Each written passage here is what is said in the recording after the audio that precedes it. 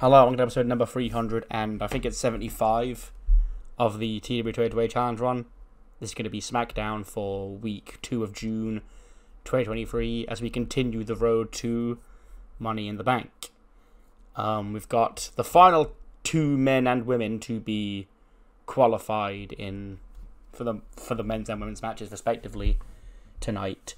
On the men's side, it will be Ilya Dragunov against Karrion Kross and Buddy Murphy against Angelo Dawkins. On the women's side, it'll be Utami Hayashishita against Cora Jade and Dakota Kai against Lyra Valkyria. And we also have no, we don't have a SmackDown Championship match. We have a Women's World Championship match. Yes, Women's World Championship.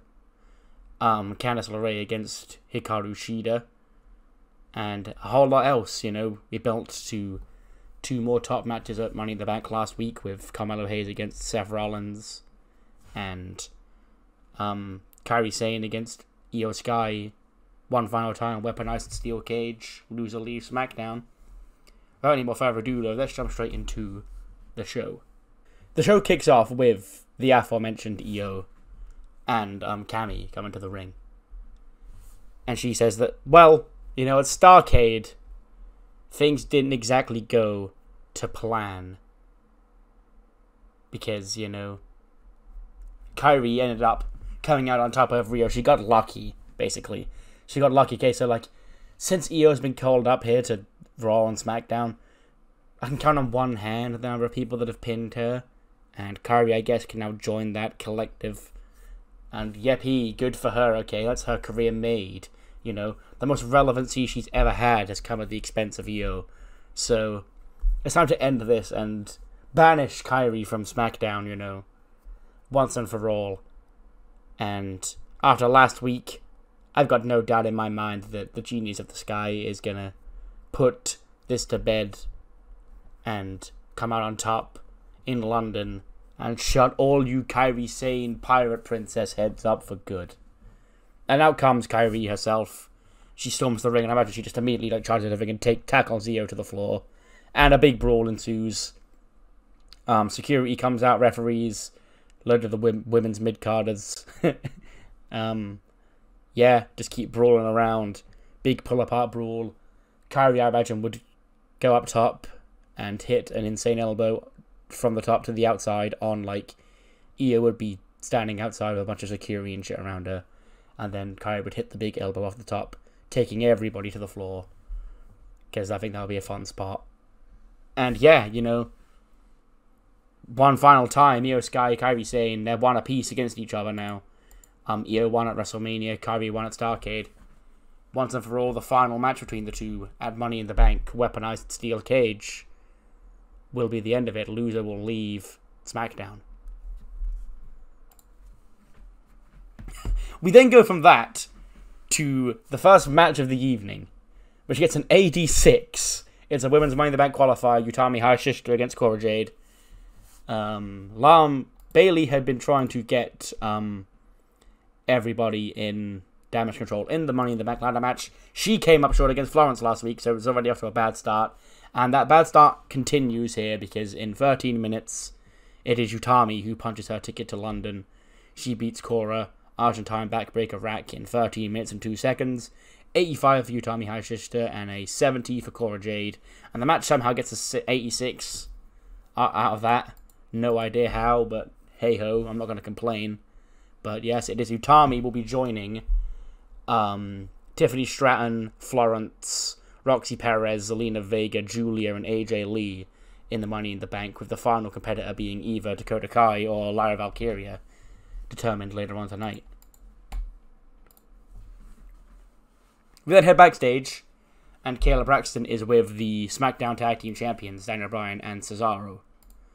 And she's like, last week you defended an incredible match, an incredible outing against the Grand Juries, Emerson Frost and Ken Cobain, and, you're sitting at the top of the SmackDown Tag Division right now, who's the next challenger in line for you? And Bryan just looks, he goes, Kayla, I'd be remiss if I didn't give opportunities to the people on SmackDown that I thought were most deserving of them. See, when me and Cesaro were on the rise, we were begging for opportunities like that. So, of course, there are 2 people that we've taken a close look at and kept a very close eye on over the last few weeks. And then Kevin Owens and Sami Zayn walk into frame. And a big crowd pop. And Bryan's like, you two, Kevin Owens, Sami Zayn, we go way back, all four of us. So, it'll be an honor for us to defend the SmackDown Tag Team Championships against you. You just name the time and you name the place. And the title match will be on. And then before Kevin Owens and Sami Zayn can speak, we just hear Seth Rollins walks in with Solo Sikoa and Jacob Fatu. He goes, typical. Typical, you see. Because the way I see things is, I look around here and I know who'd be perfect to be next in line for the SmackDown Tag Team Championship. Why? It would be Jimmy and Jay, it'd be the Usos. But I don't see the Usos on SmackDown anymore. So, of course, Seth freaking Rollins is going to go to London at Money in the Bank. He's going to become World Heavyweight Champion. And once I finally have that title in my grasp, it's up to these two Samoan beasts to prove their bloodline wrong and become SmackDown Tag Team Champions. But of course, instead of them getting an opportunity at the championships, you're going to give it to your friends.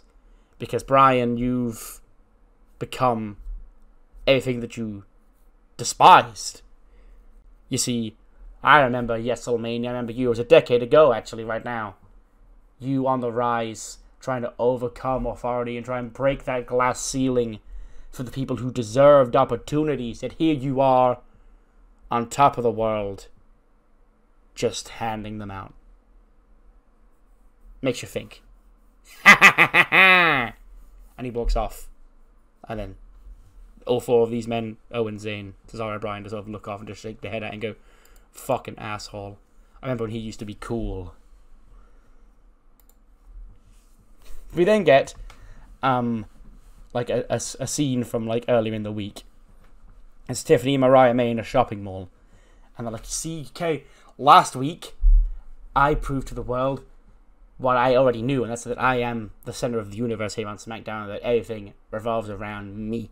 Because you see, EO, this guy, the number one girl in this entire division, she came to my aid against Kyrie. So now guess who's going to Money in the Bank? And I'm not just going to go to Money in the Bank. I plan on climbing all the way to the tippy top, and I can't do that without, being on top of my game. That's why I'm out here getting the latest Money in the Bank fashion from shops that only I can spend money at, And I don't care who the other people in this match are, okay? You've got Little Roxy, you got Zelina, AJ, Julia, you've got that Florence. I don't care about any of those. They're all gross. They're nothing as good as me, okay? So, when I become Miss Money in the Bank, I need to look the part, okay? I need to look like a champion. I mean, I already do look like a champion, but I can't look like a champion in clothes I've already been seen in public. So now here we are, and then she gets tapped on the shoulder. And then she turns around and Florence is there, and she's like, hey, couldn't help but overhear you, I'm just out here, my day off, just having a look around. I can't help but notice this, I thought it was just a thing you saved for SmackDown, but no, you really are this annoying everywhere you go, aren't you? She goes, rude. Okay, first of all, who even invited you to my mall? And she's like, it's a public place, like, I'm allowed to be here. It's like, second of all, get out of my camera shot, you're uglying up the place. It's like, okay, it's okay, I'll leave, because I'll see you at Money in the Bank, and then in my home country, I'm going to enjoy smashing everybody's face in off that ladder. And once your little tiffy face has been smashed in by a ladder, you get to look for a designer face mask to cover up your broken nose on. And then Florence just sort of walks off. And Tiffy's like, can you believe her? Delete that! And she just walks off. Another 86 rated qualifier. This one, I guess, is slightly less surprising because, oh no, Carrion. Yeah, this one is slightly less surprising because Ilya Dragunov's in it, but it is Karrion Kross, so, But yeah, the man who wins and punches his ticket to Money in the Bank is, of course, Ilya Dragunov. He defeats Karrion Kross with a Torpedo Moscow in 13:53. 85 for Ilya, 77 for Karrion. I had to give Karrion a new gimmick, and he got poor. So, you know, oops. But Karrion Kross, he beat Goldberg. He cheated to beat Goldberg at Starrcade. But he isn't going to Money in the Bank because, you know, I guess when he says this cruel world can be a bitch, that includes at his expense, I guess. We then see Mustafa Ali in the locker room. And Nathan Fraser approaches him. He goes, look, you know, no hard feelings, okay, mate? And Ali's like, well, what?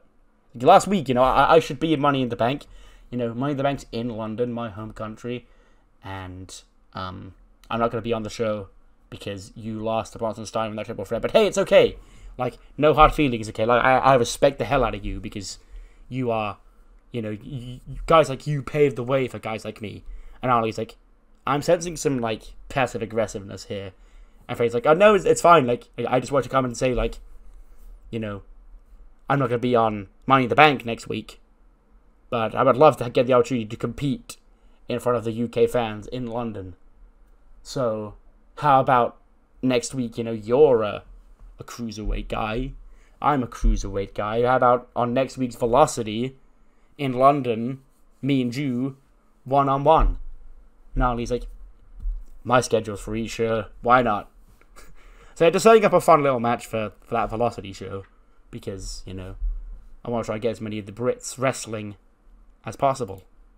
Ali also needs a new gimmick. I went through and, well, yeah, what I did was everybody on my roster who had an adequate or below gimmick that I could change, that it wasn't too soon for, I have done. So there'll probably be a lot of this in the coming weeks as I book these people on TV. But yeah, Ali's got very good.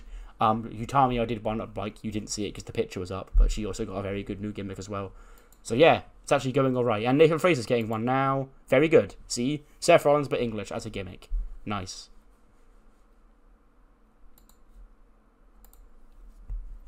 We then cut to a dark room. Like, candle lit. And there we see Thea Hale tied to a chair, probably mouth gagged. When Alba Fyre and Ona Webb walk into frame. Like, oh, look at poor little Thea. Okay, suddenly she's not so energetic, she's not so lively. Now she's lost and hopeless.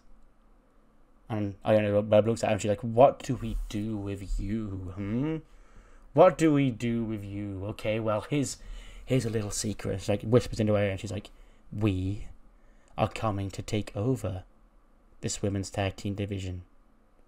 And, you know, if you want to take over, you don't start at the top.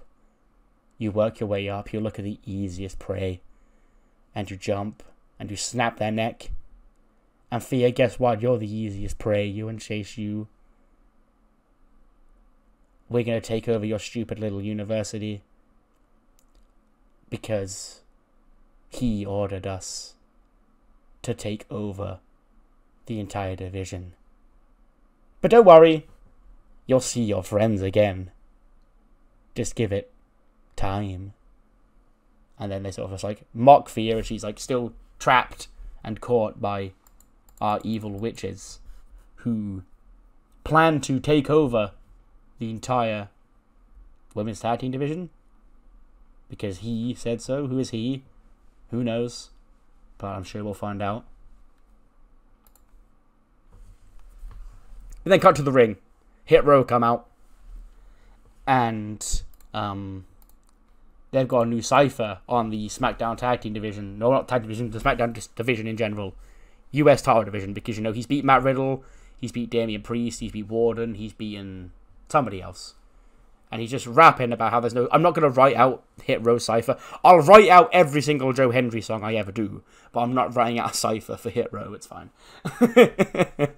And then Pete Dunne interrupts. And he's like, God, will you shut up, mate? And Swerve's like, excuse me? He goes, all I've got to wear is you coming out here with your terrible rap. And you're just using it as a way to, you know, cover your ass. Because you know that you're scared to defend that title against me. And so I was like, whoa, Pete. First of all, hey.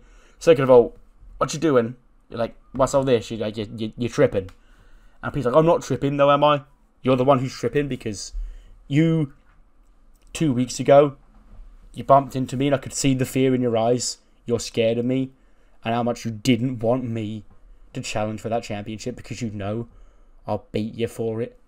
You may have got your little top dollar and a Shanky here by your side, but I can take them both out. And if it's just me and you, you know there'll be a new United States champion. So I was like, check it out, guys. Pete here thinks he's better than me. He thinks he's better than Swerve. He thinks he can do what Warden couldn't do, okay? Warden beat Brock Lesnar. Nobody couldn't beat me. That's the level we're talking about here, Pete. Okay, now get out of my ring. He's like, no, I won't get out of my ring because you're trying to get me out of the ring because you're scared. Because you know a Money in the Bank, if it's me and you for that championship, in my own country, your reign's over. And Swerve's like, over? My reign's... I'm over this. My reign's not over, okay? And then Top Dollar steps. He goes, you're talking a big game, Pete.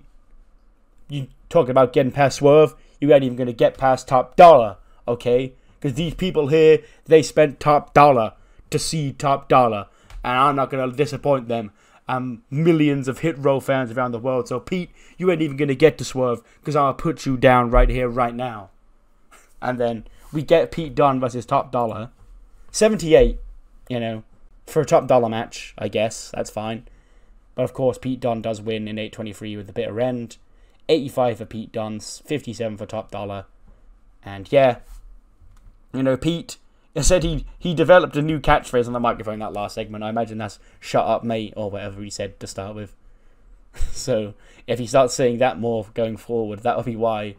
But yes, Pete Dunne does pick up the win over Top Dollar here tonight as he continues to challenge, I guess, Swerve for the belt, but Swerve's not really accepting it. We then get to a gym. We see Bronson Steiner in the gym. He's lifting big weights. And Scott Steiner's there, hyping him up. And he goes, listen here, my nephew, Bronson Steiner, the most badass man in all of WWE. Okay, you see him here, lifting these weights. Last week, he beat 2 little vanilla white boys. Well, not white boys, because one of them was Mustafa Ali, but you get my point. 2 little vanilla midgets last week, and he put them down. And now he's going to go to Money in the Bank in London. He's going to win that case. And he's going to call out Melo right there. And he's going to become the new World Heavyweight Champion. Because there ain't nobody on the stand roster who can beat Scott Steiner's nephew, Bronson Steiner. Because he's the badass here on SmackDown. And then we just hear the door open of the gym. Let me talk to you. I couldn't help but notice one little thing, Scott Steiner, okay? You getting there, getting your ass up at LA Knight's gym. I see your little nephew here, pumping an iron, trying to get himself in great shape. Nah, let me tell you this. There's only one man who's going to London. He's going to win Money in the Bank. You can poke any old little nephews you want. You can have your sons, your nephews, your fathers, your daughters, your uncles, your aunties. Any member of your family will get smacked up by LA Knight. Yeah, because it's his destiny to win Money in the Bank, because I've been overlooked for too damn long. Carmelo Hayes, when I first came here to SmackDown in the draft, he challenged me to a fight, and I've still not been able to get my hands on Carmelo Hayes. And that briefcase, I'm going to cash that in, and I'm going to take his World Heavyweight Championship, because there's only one man whose case that is. Whose case is it? It's LA Knight's case. Yeah. And then he leaves the gym. And Bronson Steiner and Scott Steiner sort of just angrily watch him as he leaves, ruining Bronson Steiner's workout. We then cut to the grand jury backstage, you know. Kobain, Frost, and Priest all lost last week at title matches, but Dolph Ziggler, he's still positive. He goes, look, now, last week didn't go the way we thought it was going to be, okay? We should be standing here now, Priest in Money in the Bank. DP, you know, should be going on to win Mr. Money in the Bank. If he's not, and then you two should be standing here, SmackDown Tag Team Champions. You're not. That's good. Okay, I get it. But it's just time to... That was the reality check that we all needed, because I think we were getting complacent here in the grand jury. And, you know, beating Logan Paul is one thing, but becoming world champion is another. And if you really want to become world champion, we're going to have to really nail down the root of the problem here in the grand jury. So next week, old DZ, he's going to be in action. And you can watch and learn. You can take notes, kids, because that's how you steal the show, okay? And once we figure out the root of the problem, we'll be back better than ever. And then we'll rise to the very top and become world champion, like we were destined to be. Because I didn't come this close to only get... I didn't come this far to only get this far. We're going further. Passionate speech by Dolph Ziggler.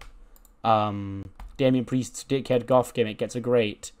Ken Cobain's douchebag gimmick also gets a great. Okay, so by and large, everybody apart from Karrion Kross has had a great upgrade to their gimmick, which Karrion Kross getting a poor gimmick. I disagree because I think his gimmick is great, but I can see why the game might not. We then cut backstage to Indy Hartwell, so like looking around paranoid, and she bumps into Sanga and Gorilla, and he's not in like the vest and like trousers anymore. He's in like the undershirt gear, and she's like, "There you are!" Like, I wanted to talk to you about what happened last week, and Sanga just sort of like blankly stares ahead, and she's like, excuse me, like last week, Sanga, come on, what happened? And we see like Omasa's shadow like tower over Indy, and then him, Veer, and Bivens walk into frame, and Bivens just turns to Indy and he's like, I think you should leave. Sanga's got stuff he needs to do. And then Indusher's music hits. Veer walks out with Bivens and Moss by their side. And Sanga sort of like lingers behind. He gives Indy a little look. And then he just looks straight ahead and walks out and follows the Bivens crew. Ahead of Indusher, Veer, and Mahan and Sanga's tag team debut. He's got a new gimmick. Gets a very good, nice... And the tag match gets a 56. Again, better than it should have been. It's Indusher. They beat the French Connection 5:39. Veer pins Idris Inoue with a $1 million arm. 45 for Sanga, 50 for Veer, 52 for Idris, and a 50 for Malik. Violet Martin needs a new gimmick. Her French gimmick is adequate, which is actually better than the poor that she did have before, so that's fine. David Martin, his French gimmick is also adequate. Fine. Yes, but Indusher, Sanga appears to be, I guess, in some kind of a trance. Not really in a trance because it's not voodoo and shit like that. But he appears to have been manipulated by Veer and Malcolm Bivens. And don't forget, last week he did it to save Indy, but he looks like just a dominant monster here tonight alongside Veer. This could be a threat to the SmackDown Tag Team division.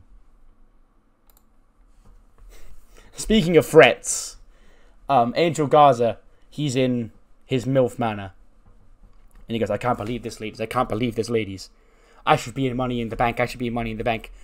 First of all, I've got my white whale. I found this picture. I've got this picture of her, okay? We know who she is. And then Dick's like, honey, are you going to show us her? And he goes, no. When the time's right, I will. And he's like, well, we probably could help you find her, but whatever. And now, this Dexter Loomis. This Dexter Loomis is after us. I don't know which one of you he's after, but... No, wait, I can't get rid of any of you. So what we have to do is we have to concoct a plan to stop him, okay? Ladies, block the doors, block the windows. We are fighting this guy. And he like pulls up like a bat or something. And Maria's like, are you sure you're not going too far? Like, okay, it's just a guy, okay? Like, what do you even know what he wants? And guys are like, of course I know what he wants. He wants one of you. He wants to steal you away from me. Okay? I'm not gonna let him do that. And Maria's like, well, that sounds weird. You seem like you're jumping to conclusions here, Angel, but sure, okay, you know, you're the head around here. And then they all leave to go to another room, and we see Dexter like peer his head through the window like he's outside. Garza's new Milfana gimmick gets adequate. His old one was poor, so that's fine.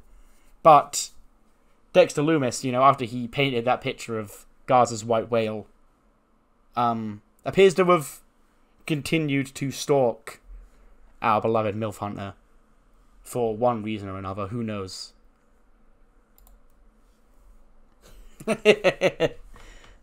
Bobby Fish, he comes to the ring and he goes, I know, I apologize, okay? Last week, you didn't get to see Bobby Fish on SmackDown. I know my beloved fans around the world, the fish heads, they really wanted to see Bobby Fish on SmackDown last week, but I just couldn't show up last week. And you know why that is. It's because of that damn Bray Wyatt and his damn uncle and the rest of these stupid puppets, okay? Because 2 weeks ago, I was assaulted viciously by these weirdos, these psychopaths, okay? They came up to me and they laid me out in the middle of the ring. So Bray Wyatt, you are a coward. And I mean, folks, where's the lie, okay? Because if Bray Wyatt wasn't a coward, he'd come to the ring right now and he'd answer my call. But Bray Wyatt won't do that because Bray Wyatt is a coward, because he sent his weird uncle and the rest of his weird puppets, and he wants to sit behind me and go, oh no man, that's not me anymore. I don't want to do that. That's, folks, there's the lie right there, because Bray Wyatt, he's... So, if I challenge Bray Wyatt right here, right now, and Bray Wyatt doesn't show up, well, folks, I win. Okay? Bobby Fish is better than Bray Wyatt. Bobby Fish defeated the coward that is Bray Wyatt. And I mean, folks, where's the lie? Then Bobby Fish slams the mic down, he leaves. Just a funny bridging angle, you know. Bobby Fish got assaulted by the puppets 2 weeks ago, and he apparently hasn't taken that lightly. But he's called Bray Wyatt out here tonight, and Bray Wyatt didn't show up, so, you know, where is the lie? Then get a recap, the history of Carmelo Hayes and Seth Rollins, Money in the Bank last year, SummerSlam, all that shit, you know. Seth Rollins could have ended the bloodline a lot sooner if he wasn't robbed of Money in the Bank by Carmelo Hayes, and Carmelo Hayes beat him at SummerSlam again, you know. We're running it back at Money in the Bank, Hayes and Rollins. I believe it's their second singles match, because the first one was a Money in the Bank match. But yes, Hayes, Rollins to SummerSlam. Not SummerSlam, Money in the Bank. Sorry, yes. Might actually be the main event, I'm not sure. It'll be that or Cody Rhodes and Adam Cole. But yeah. I've got nothing for them to do tonight apart from, you know, just remind everybody about the history here. Because there is a little bit. And that's why I really wanted to run that match back once I knew Hayes was winning the belt. 80. This Money in the Bank qualifier is the weakest so far, because the other two both got 86s. But it is to determine the final man in the men's Money in the Bank ladder match. So the complete lineup is now Shinsuke Nakamura, Grayson Waller, Jeff Jarrett, LA Knight, Bronson Steiner, Ilya Dragunov, Xavier Woods, and the winner of this match, which is Angelo Dawkins, picks out the win, 954 of a spine buster, to actually earn him a spot in his second Money in the Bank, because last year he got in Money in the Bank because Montez Ford got hurt.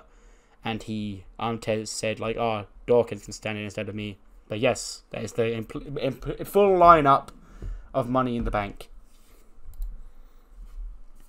We then head backstage.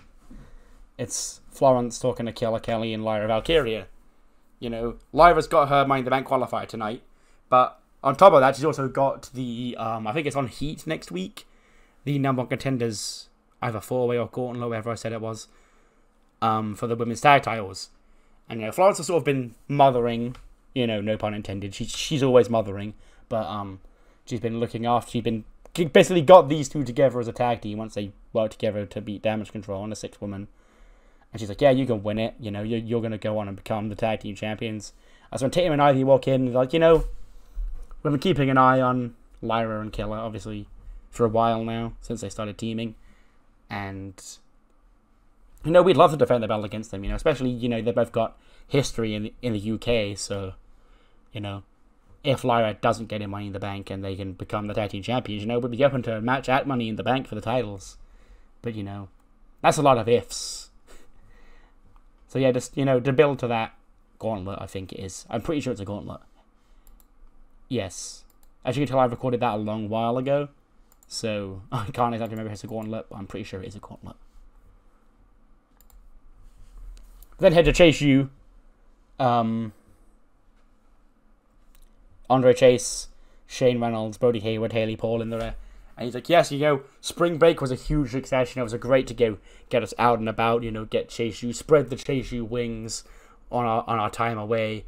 And it was really great time for everybody. But now it's time to knuckle up and get back to work, okay? Has everybody got their homework due? Okay, Shane. And he's like, we had homework? I don't remember. But it's like, yes, we had homework. Why did you not do it, Shane? I told you over the spring break to do the damn homework. And he's like, whoops, my bad. And he's like, I've got mine, Mr. Chase. Here's mine. And then Andre Chase is like, okay, great, Thea. And we look around, there's an empty seat where Thea's supposed to be sat. And he's like, where's Thea? And who's seen Thea? Haley, have you seen Thea? She's like, not since spring break, no. And the other two, the guys just shrug, and everyone's like, weird. It's not like Thea to miss class. She's normally the first, she's normally irritatingly early. So, we're gonna have to find Thea, okay? Because this is an anomaly. Something's going on here. Someone's trying to take down Chase U, okay? Does anyone have any idea who it may be? And Brody sort of looks at Shane and like nudges him and goes, you know. He's like, what? And he goes, you know, those two Scottish chicks, you know, where we saw them at spring break. And Shane's like, oh yeah, they were fine. Oh right, yes, Mr. Chase. There was two weird people, two weird witch girls, you know, Alba and Iona were trying to. I don't know. I think I saw them talking to Thea as well. And Andre Chase's like, oh great. Boys, it's time for an Andre Chase University school trip. We're going to save our classmate. Chase U, Chase U, Chase U, Chase U. We then cut backstage, and Cora is like moaning to Bayley. She's like, oh my, I can't believe this. Like, what's going on, Bayley? Okay, what's going on? Okay. I thought, you know, we were all going to be in Money in the Bank. Okay, you told us it was all going to be okay because we were all going to win Money in the Bank. But now I don't see you're not in Money in the Bank. I'm not in Money in the Bank. What's going on here? Bayley goes, look, I understand this is a bit stressful. Okay, but relax, Cora. Come on, you know. We got to stick together, you know. Us as a group, you know, we're going to get back to the top. I mean, yes, we may have had a hiccup with Money in the Bank. It didn't quite go according to plan. But listen, next week, I've got a special Ding Dong Hello. And it's going to feature all of SmackDown's Money in the Bank competitors, male and female. I'll get it sorted, Cora. It's fine, it's fine. And Dakota just walks in. She's like, girls, you know, like, relax. Okay, let's not fight over this. Okay, Bayley, what you said. You know, if Damage Control win, we all win. So, we just need one member of the group to be in the match and win it. And then we all win. So all of this arguing is for nothing. Yes, Bayley, you lost. Cora, you lost. But come on, girls. I gotcha. And then Dakota's theme hits. She goes out to her match with Lyra to determine the final competitor in Women's Money in the Bank. Gets an 82. I want to give this a little bit of time because I'm trying to like slowly build Lyra up to someone relatively credible. But it goes 13 minutes, and Dakota Kai does pick up the win with a scorpion kick in 12:51. So, you know, one member of Damage Control got in the match. Dakota Kai joins Tiffany Stratton, Florence, Utami, Roxy, Zelina, AJ, and Julia. That's the women's field. Complete. 77 for Dakota, 67 for Lyra. And yeah, that's both the complete fields for Money in the Bank. Now finalized. You know, you'll see the graphics obviously later on when I go through the match card, but you know, who have you got taking home the cases this year? Speaking of taking stuff home, the D'Angelo family, they pull up back of the restaurant. And Tony's like, okay, stay back, guys. Like, I got this. He's like, ciao. And he's like, can I help you, Mr. D'Angelo? He goes, okay, sure. Last week, me and my family were here. Or 2 weeks ago, it was. And there was a bit of an incident, with the fuzz. And I just wanted to make sure that we're all in the okay to come back, and dine like kings. It's like, yes, Mr. D'Angelo, I understand the issue was you were trying to hide from that. He's like, hide is a bit of an extreme term, but I'd prefer if they weren't around, you dig? He's like, yes, I get it, you're trying to, cover up your crimes. He goes, I'm not trying to cover up any crimes, okay? You'll obviously more deficient if you don't wise guy up, okay? So, the family's good to, regroup in our home here. Our beloved family, D'Angelo family restaurant.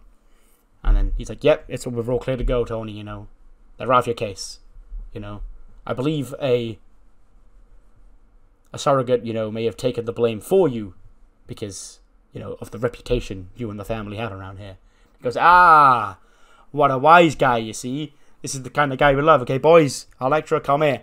And then the rest of the family walk into the restaurant. He goes, the regular table. And he's like, well, we've already got people sat over there, Tony. And he's like, come again, wise guy? What are you saying to me? And he goes, we already have people seated in your usual seat. And then Big Cass sort of walks up to him and towers over him, looks down at him. And Tony's like, I ask again, is there a problem here? And he goes, no, Mr. D'Angelo, sir, I just got to move the other guests real quick. And then he walks off. And it's like, family business is back booming, boys. Just, fun Tony D'Angelo segments. He's on the run from the cops after he murdered Carcass and Cutler. But that all appears to be taken care of now, Somebody took the hit for the Don. Because he's just that well respected around these parts. Then getting off the open segment.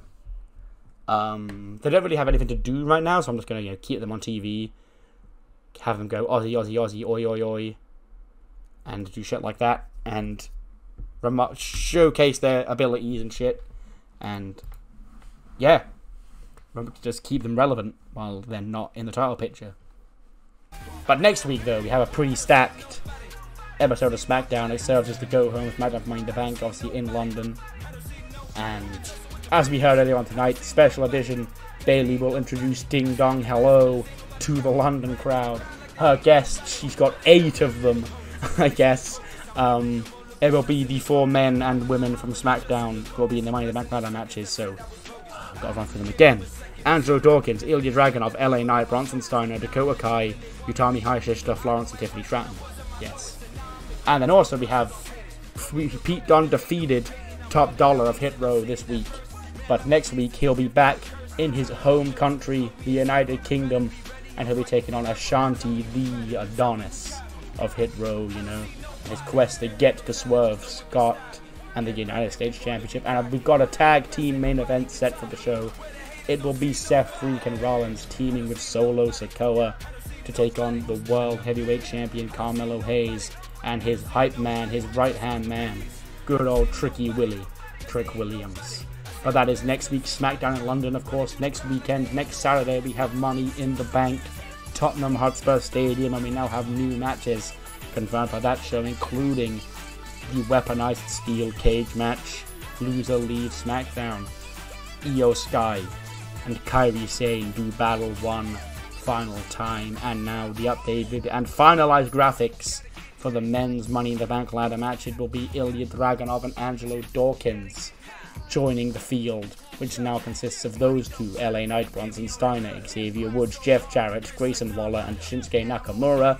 On the women's side, Dakota Kai and Utami Hayashishita join Tiffany Stratton, Florence, Julia, Roxy Perez, Zelina Vega, and AJ Lee in the women's Money in the Bank ladder match. 79. Okay, apparently Shida's not that good. Candice fucking performed her ass off here, but Shida was the one letting it down,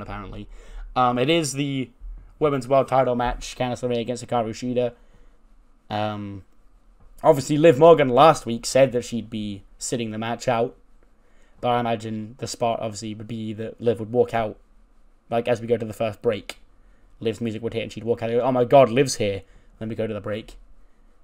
And in the end, the finish is what you expected is Shida, she's got Candice down, she's going to go win. She goes to, like, bounce off the ropes, but Liv's on the ropes. Bounces into Liv, knocks her off the apron. Obviously, that distraction distracts Shida. Candice hits a neck breaker, lion salt, retains the Women's World Championship. 88 for Candice LeRae, 70 for Hikaru Shida. And, of course, more tensions amongst Liv and Shida. They're arguing with each other. It's like, what the hell? Like, you said you weren't going to be out here and all that. And Liv's like, well, you were out there for my match. I want to cheer you on. I didn't realize you were going to be so dumb. You were going to do that, okay? And then they start arguing. They nearly come to blows. But, like, imagine Candice is, like, trying to break it up in the middle. It's like, stop arguing. You okay. He's like, Pierce, come out here. Calls out Adam Pierce. And he's like, listen, okay. It's obvious these two have got some issues they need to settle. They're tag team partners, so they're not going to fight each other unless, you know, it's for the championship. So here's what I'm seeing. I'm seeing Shida. I'm seeing Liv. Two challengers who want a shot of my title, okay? So here it is. I'm laying out the challenge. Money in the Bank. I'll defend the Women's World Championship in a triple threat match against both Liv Morgan and Hikaru Shida. And Pierce is like, well, that sounds good. It is official. At Money in the Bank in London next Saturday, Candice LeRae will defend the Women's World Championship against Liv Morgan and Hikaru Shida in a triple threat match. And yes, there's the end of SmackDown. Gets an 86. That's pretty good considering the main event wasn't that good. But yeah, that is the end of this show. And we have Velocity to get to. You know, this Velocity is going to be kind of filler. But next week's Velocity is stacked. Because next week's Velocity has Mustafa Ali versus Nathan Fraser. The third in the best of three between Axiom and RKJ. As well as the Rey Mysterio versus Scripts Cruiserweight title match, and potentially Death from Above against the Lady Killers for the trios titles. But we've got to get through this week's Velocity first. Velocity kicks off with the in-ring debut of Dante Rios, who debuted last week. You know, he took Timothy Thatcher's spot in the group with only Lorcan and Drew Gulak, so it's now Gulak, Lorcan, and Rios. And yeah, he beats Cruz del Toro with the LWO, 12:36 by pinfall.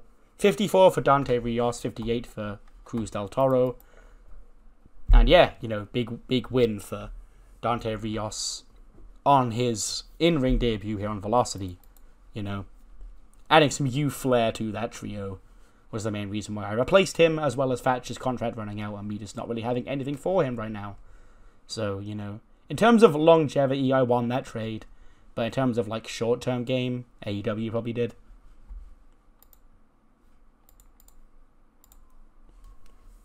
73. That's actually really good considering it's the Booty Twins.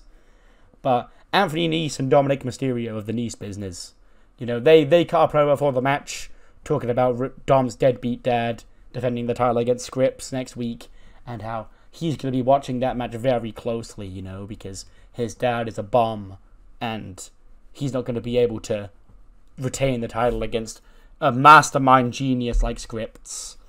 And then Dominik and Anthony Nese win a tag team match. I actually gave Anthony Nese the win because he normally takes the pins in these matches. But yeah, Nese pins Ryan Booty.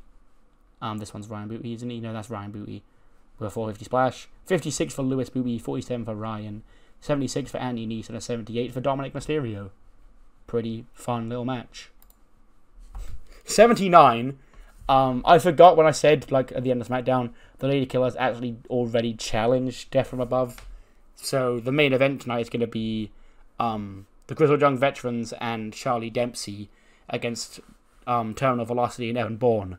And the winners of that match will face the trio champions next week. But Zachary Benjihar is on the show.